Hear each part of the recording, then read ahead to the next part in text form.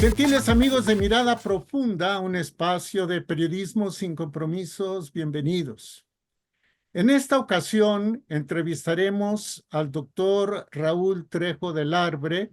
Él es investigador del Instituto de Investigaciones Sociales de la Universidad Nacional Autónoma de México. Les platico que en junio de 1994, hace ya casi 30 años, el doctor Trejo del Arbre publicó uno de sus libros, tiene, me imagino, alrededor de 30, que se tituló Chiapas, la comunicación enmascarada, y como subtítulo, Los medios y el pasamontañas. Lo publicó la editorial Diana. En junio, pues se cumplían 6 meses del levantamiento zapatista en Chiapas.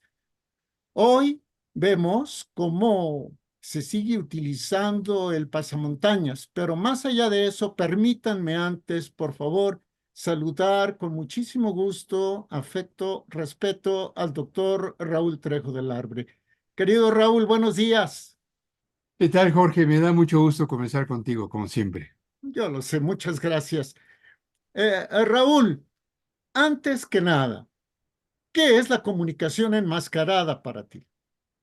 Bueno, es la comunicación que no devela todo lo que hay detrás de la realidad, que transmite la realidad con un cernidor a partir de intereses ideológicos. Le llamé así al libro y a este fenómeno justamente porque hace 30 años estábamos muy preocupados no solamente por la emergencia de la rebelión neozapatista, a partir de que el 1 de enero el STLN detonó una ofensiva armada en contra del Estado mexicano, sino por dos tipos de reacciones en el plano de la comunicación. Por un lado, los mismos zapatistas, encabezados por el llamado subcomandante Marcos, tenían una idea clara de la comunicación, querían mostrar de este movimiento una fachada de movimiento indígena, cuando en realidad era conducido por un grupo de ultraizquierda, por una antigua guerrilla. Querían eh,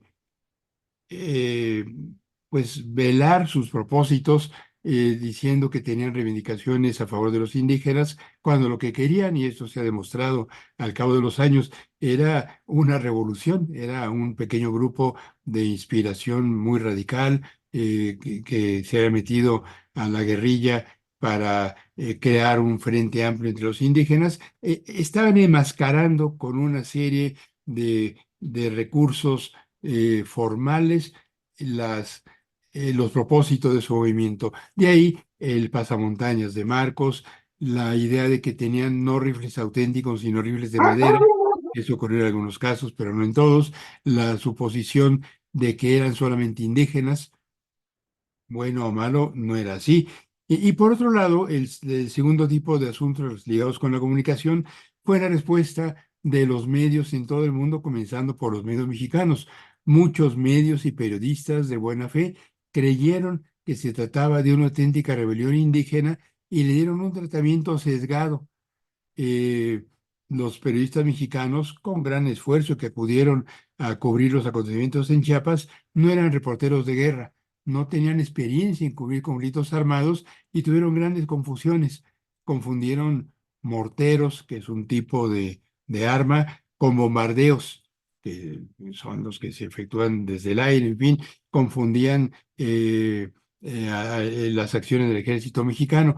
De esta manera, se comenzó a construir una gran mitificación de los asuntos en Chiapas, se construyó la idea de un enfrentamiento, desde luego, absolutamente desigual entre un grupo pequeño y el ejército mexicano, y todo esto fue ayudando a la creación de una imagen favorable al movimiento zapatista. Cuando esto comenzó a ocurrir, algunos nos preguntamos cómo documentar el comportamiento de los medios, y junto con varios colegas, cuyo trabajo tuve la oportunidad de coordinar, hicimos una suerte de informes de cómo se comportaban la prensa, la radio, la televisión, los medios digitales. Con este material fue que se articuló este libro, cuya publicación, como bien recuerdas, pronto cumplirá 3 décadas, que fue Chiapas, la comunicación enmascarada. Sí, muchas gracias, Raúl. Un servidor se dedicó un tiempo a investigar en el Archivo General de la Nación y encontró que los dirigentes del EZLN en realidad tenían sus orígenes en el Frente de Liberación Nacional de los años 70 y que este Frente de Liberación Nacional, a su vez, tenía su génesis en un movimiento de liberación nacional que fue propiciado por el expresidente Lázaro Cárdenas del Río. Simplemente cierro el paréntesis. Han pasado, Raúl, han pasado 30 años del levantamiento zapatista. En Chiapas y en México, la comunicación sigue enmascarada en cuanto al tema del EZLN, sus propósitos, sus motivaciones y lo que ha hecho el Estado mexicano, lo que han hecho los medios, sean radio, televisión, prensa y los medios digitales. Bueno, regreso a tu paréntesis. En efecto, en los años 60 hubo un movimiento de intelectuales, de gente de izquierda, el movimiento de liberación nacional, que como bien dices, encabezaba el expresidente, el general Lázaro Cárdenas, y luego hubo un grupo completamente distinto al original MLN, que creó ya en la oleada en los años después de 1968, de la represión del 2 de octubre, hubo quienes consideraron de manera errónea, creo yo, que no había opciones para la lucha democrática en México y se fueron a las guerrillas.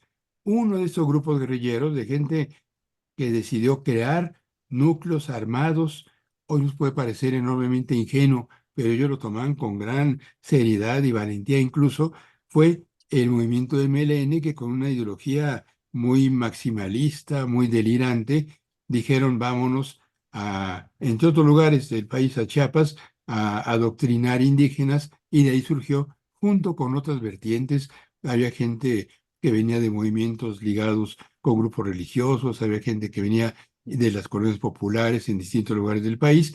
De ahí surgió la coalición que impulsó al STLN. Bueno, ¿qué es hoy el movimiento zapatista? Bueno, ha perdido la presencia pública muy vigorosa que llegó a tener, llegaron a tener tanta fuerza que años después, comenzando el gobierno del presidente Vicente Fox, organizaron, tú lo recuerdas bien, Jorge, una caravana a la Ciudad de México. eh, el presidente Fox quería recibirlos en Los Pinos, ellos no quisieron, hablaron en el Congreso de la Unión, vaya, se convirtió de un grupo promovido por un pequeño núcleo insurgente, armado, maximalista y aventurero, se convirtió en un movimiento social con muchas repercusiones, con muchas simpatías entre la población mexicana. Yo nunca me conté entre los simpatizantes del STLN, pero reconozco que esto suscitó una inquietud muy amplia en la sociedad mexicana, e incluso el presidente Vicente Fox, cuando acababa de tomar posesión, creyó que podría convencer a Marcos para que abandonara las armas. Fox estaba convencido de eso, me tocó conversar con el presidente a comienzos de su gobierno. Él estaba muy ilusionado con la visita de Marcos y la caravana zapatista a la Ciudad de México, y yo le decía, señor presidente, es imposible que usted vaya a convencer a Marcos. Marcos quiere jugar con el propósito pacificador que tiene usted. Se van a burlar de usted. El presidente Vicente Fox, en una reunión como con 20 periodistas en Los Pinos, él tenía pocos meses como presidente, me dijo, pues esa es la opinión de tu presidente. Pues ahí entendí que no había nada que discutir con Fox, y por desgracia no me equivoqué. Vino la caravana zapatista, no aceptaron dialogar con el presidente, hicieron un gran espectáculo, tanto en las calles de la ciudad como en el Congreso, y regresaron sin acuerdos formales. ¿Qué cambió en Chiapas gracias al zapatismo? Pues la verdad es que prácticamente nada. La pobreza sigue siendo una gran limitación para el desarrollo de los chapanecos. En esta entidad se siguen concentrando las mayores tasas de analfabetismo, de déficits en la salud, de problemas educativos. Hay algunas comunidades que han tenido algún progreso gracias a las gestiones o presiones del STLN, que sigue controlando algunas zonas en los Altos de Chiapas, pero esto realmente ya es un fenómeno diferente al que motivó la rebelión armada de hace 3 décadas. Y yo diría, hay que recordar que el núcleo original de los zapatistas que comandaban, que dirigían el subcomandante Marcos, como quiera que se llame este personaje, o se haya llamado antes de asumir la personalidad enmascarada, él junto con otros de este grupo que tú recordabas que lo creó, encabezaban a los zapatistas y se separaron. Eh, Creo que fue el mes pasado, en la revista Anexos apareció una nota muy interesante de Carlos Tello Díaz. Carlos Tello Díaz, que es un investigador en la UNAM, tiene un libro muy revelador sobre el origen del zapatismo, que se publicó hace pues, más de 25 años.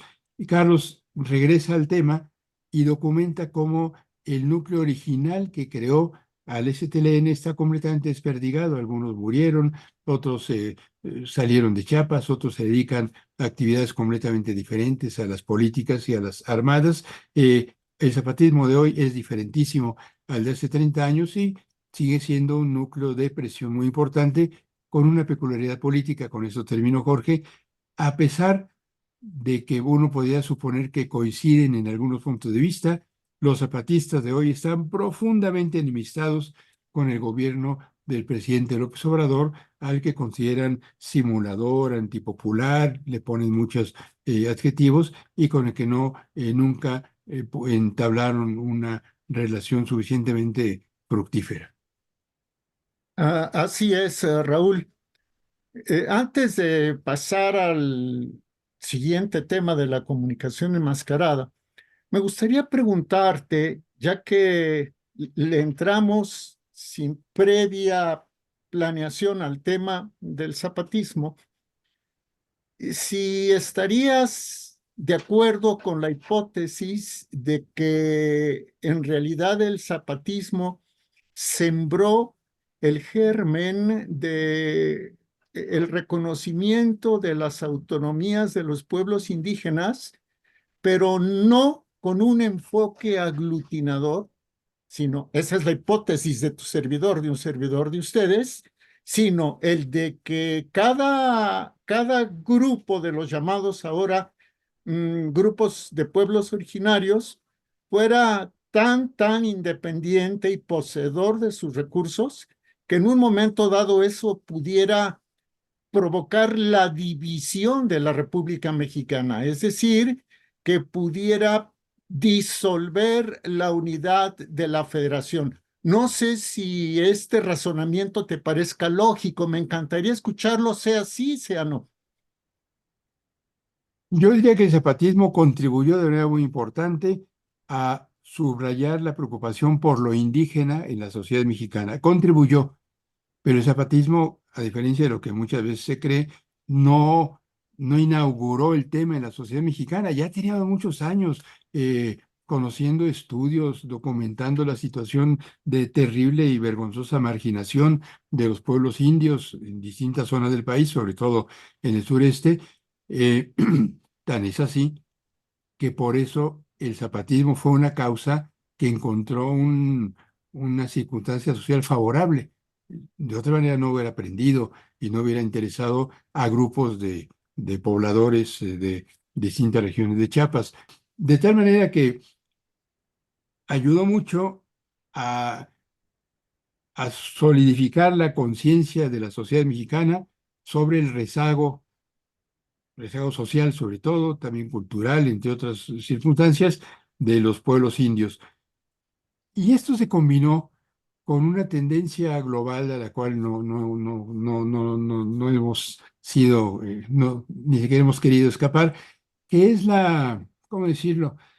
La magnificación, la vocación para subrayar las diferencias raciales, de género, culturales, eh, sexuales, por supuesto, que son parte de la diversidad de la humanidad, pero que a algunos les llevan a creer que lo importante es la diferencia y no el resto de las coincidencias que hay en la sociedad contemporánea. En Estados Unidos hay quienes han llamado woke a esta actitud que consiste en suponer que hay que cambiar el vocabulario, que hay que cambiar que todas las costumbres, hay que cambiar la gramática, más que cambiar las políticas públicas y sociales, que es lo que me parece muy importante, para que no se ofendan los destinatarios de una expresión o las personas de las que se habla de una u otra manera. Las feministas han avanzado mucho en la consecución de sus derechos, pero hay grupos pequeños de feministas que quieren que solo se hable de una manera. Los negros han ganado un espacio propio en la sociedad estadounidense y qué bueno, y ahí les queda mucho todavía por defender sus derechos, pero de pronto hubo quienes que consideraron que para modificar la apreciación pública sobre ellos había que cambiar la manera de referirse a ellos. Bueno, algo similar ocurrió en la sociedad mexicana respecto de los pueblos indios, tanto que decir indios se volvió una palabra peyorativa, se le dice pueblos originarios o pueblos indígenas, pues son indios también y no hay ninguna ofensa al decirlo, y se empezó a considerar que les estábamos tan en deuda que entonces habría que respetar todas sus costumbres, la propiedad de ellos sobre el territorio, la propiedad de ellos sobre los recursos naturales que hay en el territorio, y todo esto resulta, si bien aparentemente noble, contradictorio con la nación mexicana y con las leyes que cohesionan a nuestro país. ¿De quién, suponiendo que en una región donde hay un pueblo indio, hay uranio o algún mineral valioso, de quién es? ¿De ellos o de la nación? Yo creo que debería beneficiarlos a ellos, pero la propiedad es de la nación. El petróleo es de la nación, aunque se encuentre en Chiapas o en Veracruz o en Sonora o donde quiera que sea. Y a veces se quiere suponer que las costumbres de los pueblos llamados originarios son tan venerables que no hay que tocarlas. Hay costumbres muy interesantes, llenas de tradición y de sabiduría ancestral y estas cosas, pero hay costumbres profundamente violentas, autoritarias y discriminadoras de otros sectores. Hay un gran machismo en los pueblos originarios, hay un gran autoritarismo en contra de la mayor parte de la población y a veces hay quienes consideran que estas pautas, estas costumbres, no hay que tocarlas para que no se ofendan los pueblos originarios. Por encima de la defensa de esos pueblos están los derechos de las mujeres, los derechos de las niñas, a las cuales debe ser ilegal que vendan antes de que vendan, vaya, y que trafiquen con ellas. Todo esto que son costumbres en algunas poblaciones llamadas originarias, hay que modificarlas si queremos que tengamos, tener una sociedad civilizada en donde la civilización sea para todos y no para unos cuantos. Totalmente de acuerdo, Raúl. Muchísimas gracias. Demos un salto en la historia, un brinco en la historia para ubicarnos en el año 2024, para ubicarnos en el mes de marzo de 2024, donde integrantes de un presunto grupo criminal autodenominado el Cártel del Noreste difunde un video. Se ha resaltado en los medios que ha sido un video hecho de manera muy profesional en cuanto al aspecto técnico. Se ha resaltado que el que encabeza ese grupo y que tiene a 8 milicianos detrás, todos encapuchados, los 9, habla de manera muy burocrática, que los uniformes son o parecen ser nuevos, que las botas están limpias, que las armas que portan son de alto poder y que fueron fabricadas originalmente por el ejército mexicano. Pero más allá de eso, lo que llama la atención es que este presunto cártel del noreste, que sería una división, una escisión de los Zetas, entre paréntesis, Zetas viene de que antaño los militares utilizaban, y ahora casi no, el uniforme entre azul y verde, el que le llamaban azul Zeta, así le llamaban, me lo explicó alguna vez un general que ya murió. y que los Zetas, muchos de ellos fueron parte del ejército mexicano, por ejemplo, del grupo de Fuerzas Especiales Aerotransportadas que creó el presidente Cedillo, los famosos GAFES. Bueno, que este presunto cártel del grupo del cártel del noreste también utiliza el pasamontañas y mucho más denso, mucho más grueso que el del subcomandante Marcos. Yo te quiero pedir tu opinión sobre eso, porque seguimos con la comunicación enmascarada. Este cártel, eso sí, que se dirige al ciudadano, al presidente constitucional de los Estados Unidos mexicanos, en fin, dice que nunca, nunca dieron dinero a la campaña de López Obrador. Comunicación enmascarada, de facto sí, pero por favor, y por eso te buscamos, Raúl, tu análisis académico.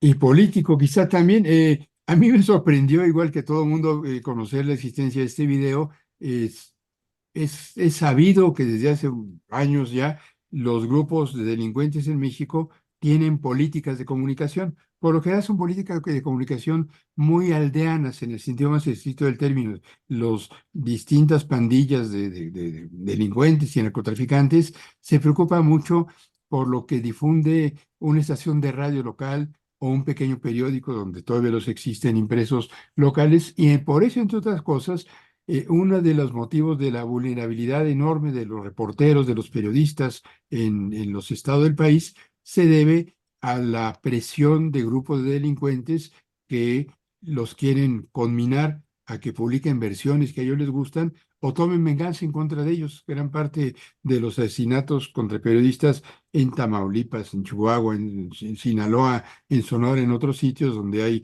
zonas controladas o de fuerte influencia de los delincuentes, se debe a este tipo de represalias por información local. Bueno, ahora estamos ante un grupo, si es que se trata de un grupo real, no lo sé, que se preocupa por asuntos de política nacional e incluso internacional y que hace un video para confrontar la versión que publicaron varios medios internacionales. Ellos mencionan la nota muy conocida de New York Times, que sugiere que hace varios años, en el año 2006, si no me equivoco, la campaña del presidente López Obrador, del entonces candidato López Obrador, recibió financiamiento de grupos de narcotráfico. Bueno, no sabemos si esta versión es cierta, no sabemos si quienes la desmienten son un grupo auténtico, pero estamos ante una eh, colección de mensajes en donde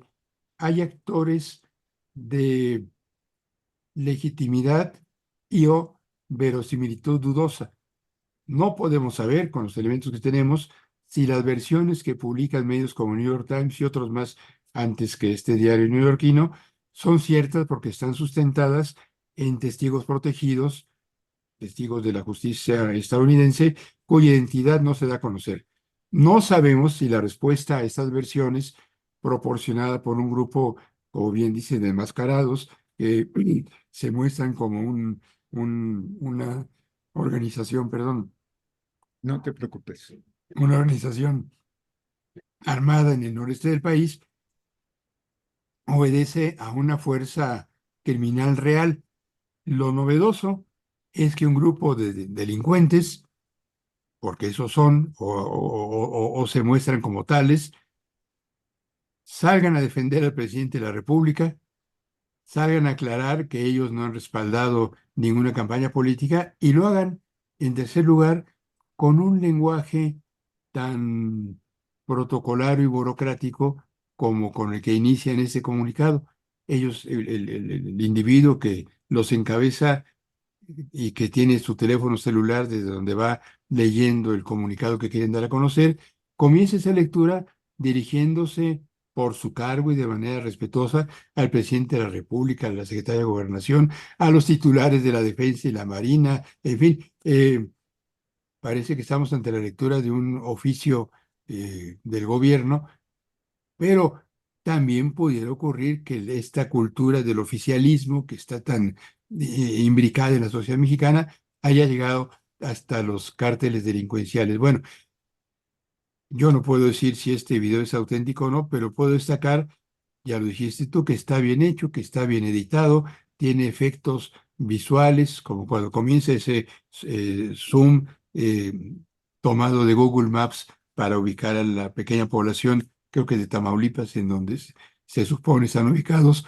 o a la que se refieren por un atentado que hubo ahí. No sé, desde luego son enmascarados sus protagonistas. Yo diría es un video bastante extravagante que desde luego no contribuye a esclarecer las versiones sobre la supuesta, subrayo supuesta, participación de grupos delincuenciales en apoyo a campañas políticas. Este asunto se va a mantener, va a ser un tema y es lamentable porque no hay datos duros al respecto, que va a seguir ensombreciendo la discusión en las campañas electorales que ya comenzaron. Y yo creo que el video es un elemento más de las muchas maneras de aderezar sin aclararla, de intervenir en ella, ensombreciéndola, que se utilizan y se seguirán utilizando para modular la discusión pública en México. ¿Un distractor previo a las elecciones, estimado Raúl? Sí, un distractor respecto del tema de la supuesta participación de dinero del narcotráfico en campañas políticas, sí, pero estamos tan repletos de distractores porque esto ocurrió hace unos días y ya va saliendo de la agenda informativa y en el transcurso de las horas o días que han mediado desde que apareció el video hasta este momento que estamos conversando, han ocurrido muchas cosas. La camioneta que rompe una puerta en Palacio Nacional, el asesinato al menos de una persona, de los estudiantes de Ayotzinapa, las marchas de las mujeres, vaya, la respuesta del gobierno. Estamos y el video de los reales o supuestos narcotraficantes es uno más de ellos ante una colisión cotidiana de pequeños eventos que alteran nuestra percepción de la realidad, que nos impiden aquilatar qué es lo importante y qué no, y que van creando un clima no solo de confusión, sino de crispación. Y esto pasa en los primeros días, que todavía no cumplimos una semana de que comienzan las campañas, se está cumpliendo las campañas formales. De aquí a que terminen los 3 meses de campaña vamos a estar tan saturados, tan aturdidos con ese tipo de informaciones que mucho me temo que esto no abone a una participación racional, deliberada, enterada de los ciudadanos a la hora de ir a las urnas. Ojalá me equivoque, creo que esto tiende mucho más a disuadir a la gente de ir a votar que a ejercer su derecho al voto, y esto sería terrible. Mientras menos mexicanos voten, más será la posibilidad de un desenlace favorable a la opción autoritaria en las elecciones del próximo 2 de junio. Totalmente, totalmente de acuerdo. Querido Raúl, muchísimas gracias. Yo te ruego recibas un abrazo muy fuerte con el cariño y la admiración de siempre. Y a nombre del público de este canal, también la petición de que en algún otro momento, que yo sé que me vas a decir que sí, sin alterar tu agenda, podamos encontrarnos nuevamente. Cada vez que quieras, Jorge, te mando tener un abrazo con mucho afecto. Igualmente, gracias. Y a usted que nos ve, que nos oye, que participa, gracias por hacerlo. Si este video le parece que lo merece, denle un me gusta. Dicen en inglés que le demos un like. Yo prefiero pedirle que le dé un me gusta y que lo comparta, por favor. Fuera de eso, los esperamos, lo espero pronto aquí en otra emisión de Periodismo sin Compromisos, de Mirada Profunda, un espacio de periodismo sin compromisos. Hasta la próxima.